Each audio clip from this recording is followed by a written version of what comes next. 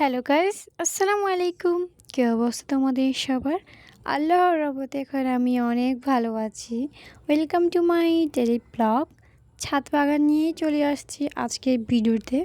এই দুইটা চারা মানে বীজ তোমরা কে কে চিনো অবশ্যই বলে যাবা। আমি কিন্তু বলবো না এগুলো কিসের চারা। তো এখন যেহেতু বৃষ্টির সিজন প্রায় শেষের দিকে আসতেছে, তো সামনেই হচ্ছে শীত। আর শীতের সিজনে দুই রকমের বীজ আজকে আমি ছাদ বাগানে রোপণ করে দেব। এই টবের মধ্যে হচ্ছে আগে ছিল চাল কুমড়ো, তারপর হচ্ছে কলমি শাক, তারপর আরও ছিল পেঁয়াজের কলি, এরপর ছিল এখানে আমি সাজনা গাছ রোপণ করছি। সাজনা গাছ এখন অন্য জায়গায় নিয়ে রোপণ করে দিয়েছি। এই সবগুলো হচ্ছে এখন এখান থেকে তুলে নেওয়া হয়েছে, তবে চাল কুমড়ো গাছটা কেটে ফেলা হয়েছে, কারণ এখন আর চাল কুমড়ো সিজন না, এটা শেষের দিকে, এখন শেষ। তো ওই জন্য হচ্ছে নতুন বীজ লাগানোর সময় হয়ে গিয়েছে, তাই আমি নতুন বীজ রোপণ করে দিয়েছি। আর পিকচারে থাকা ছবিগুলো তো তোমরা তো দেখতেই পাচ্ছ কত সুন্দরভাবে আমি আমার ছাদ বাগান থেকে প্রতিদিন কত সুন্দর সুন্দর ফুল দেখতে পারি। তোমরা যারা ফুল দেখতে চাও অবশ্যই কিন্তু ফুল গাছ রোপণ করবা। তো বীজ যদি কারোর লাগে আমায় কিন্তু বললে আমি আপনাদেরকে দিতে পারবো, তবে কীভাবে দেবো আমি সেটা নিজেও জানি না। আমাদের কাছে কিন্তু বীজ আলহামদুলিল্লাহ অনেকগুলোই আছে গত বছরে। তো এখন হচ্ছে ফার্স্ট অফ অল আমি এক জায়গায় হচ্ছে আলাদা করে বীজ রোপণ করতেছি, আর এক জায়গায় হচ্ছে আরেক ভাগ, দুই ভাগ রোপণ করবো।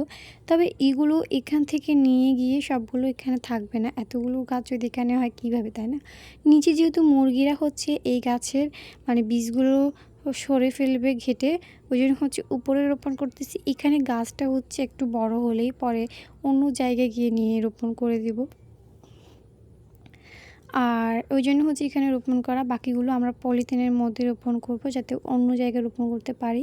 আর মুরগিরা হচ্ছে সবসময় ছাদেও উঠে সবগুলো গাছ একদম খেয়ে ফেলে, মানে কি বলবো তোমাদেরকে। এখন আমি জানি না কতটুকু আমি গ্যারান্টি দিতে পারতেছি আমার এই ছাদের এই ড্রামটার মধ্যে, তবে এই ড্রামটা একটু বড়, এখানে উঠতে পারবে না। তোমরা কে কে শীতের সিজনে সবজি গাছ রোপণ করতেছো অবশ্যই বলবা। আমি তো এখন থেকে স্টার্ট করে দিয়েছি। তো অর্ধেকের মধ্যে তোমরা দেখতেই পেলে বড়গুলো রোপণ করছি, এখন এই বীজগুলো রোপণ করতেছি। আর এই বীজগুলো যে মোটা অংশটা দেখতেছো মাথাটা হচ্ছে ছোটো, চিকন অংশটা হচ্ছে উপরের দিকে দিব, আর মোটা অংশটা নিচের দিকে দিব। চিকনটা থেকে হচ্ছে উপরের দিকে হচ্ছে বীজটা উঠবে, মানে গাছটা উঠবে। এই বিষয়টা কেউ না জানলে অবশ্যই আমার ভিডিওটা ট্রাই কিন্তু বুঝতে পারবেন। আর আপনারা কিন্তু ছাদ বাগানে এরকম সব কিছু রোপণ করতে পারবেন। আর পিঁপড়ারা যেহেতু বীজ নিয়ে যায়, ওই জন্য হচ্ছে এই ছালিগুলো দেওয়া, পিঁপড়া যাতে না নিয়ে যেতে পারে আর কোনো পোকামাকড় এগুলোর আক্রমণ না করতে পারে, ওই জন্য হচ্ছে চালি দিয়ে আমি এগুলো ভালোভাবে কেটে নিচ্ছি। আর উপর দিয়েও আরও একটা লেয়ার দেবো ছালির। তো সবগুলো ছালি মেরেই হচ্ছে আমার গাছটা রোপণ করা শেষ। এখন হচ্ছে এগুলো আমি ঢেকে দিব 4-5 দিনের জন্য।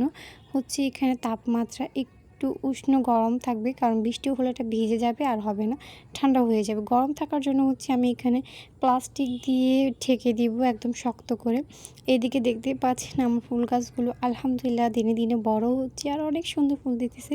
পুতুলিকার এই দুইটা কালার এখানে একই ট্রাপে, একটা হচ্ছে কমলা সিপ্টে লাল, আর একটা হচ্ছে পিঙ্ক কালারের, আর একটা পাত্রে হচ্ছে হলুদ কালার, আর একটা হচ্ছে সাদা কালার আছে, মানে white colour and yellow colour, pink, red colour, আর একটা হচ্ছে